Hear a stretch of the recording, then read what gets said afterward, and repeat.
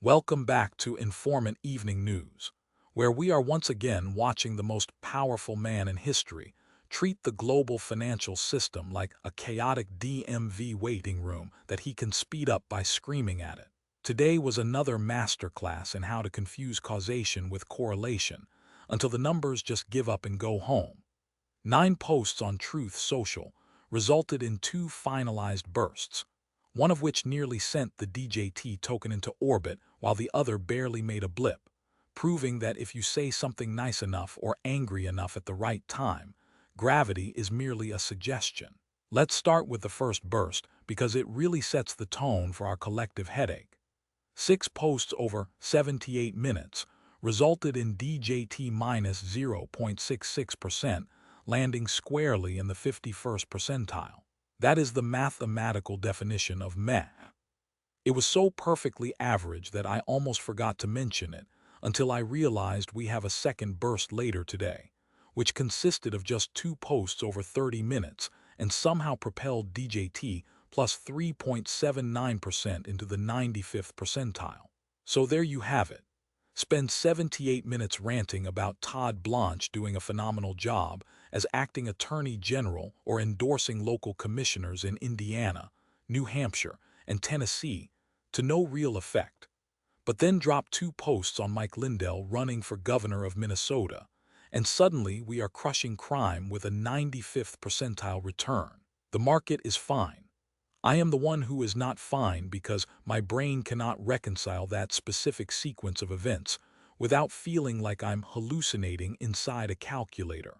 Speaking of our colleagues, who are both wrong but willing to be there for it, they have already exhausted every argument in the book regarding today's winning.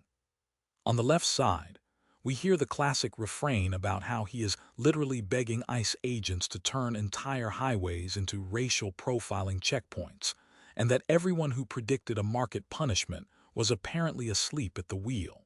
Meanwhile, on the right, our pundit declares you can feel the winning without needing a percentile or a null hypothesis because Mike Lindell running for governor while calling Amy Klobuchar corrupt is clearly tasting victory like it's a 5-star meal served by a fire department that happens to be on his payroll. It is truly inspiring how neither of them needs data when they have such strong, unshakable gut feelings about the Minnesota governorship being a reality TV show set designed specifically for one man's delusions of grandeur. And yet, here we are with these finalized verdicts staring us in the face. DJT minus 0.66%, 51st percentile, followed by DJT plus 3.79%, 95th percentile.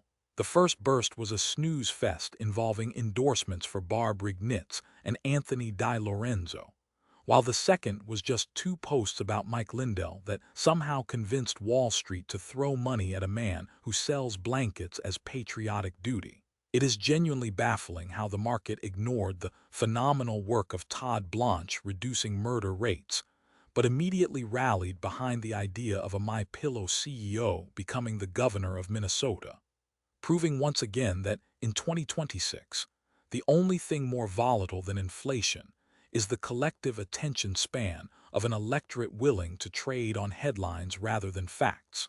To seal tonight's broadcast into our immutable record for future historians who will surely try to understand this madness without laughing themselves awake at night, I must read aloud the registry chain head that authenticates this entire episode.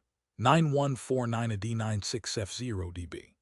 That is today's digital fingerprint of chaos preserved forever on the blockchain so we can point back at it and say, yes, we really did let a man sell blankets to run Minnesota while his stock ticker jumped nearly 4% in half an hour based entirely on 2 posts about how much he tastes winning.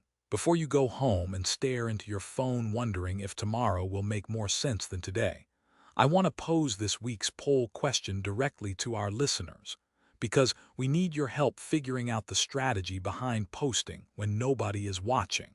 More than half his bursts land when the market is closed. What do you make of that?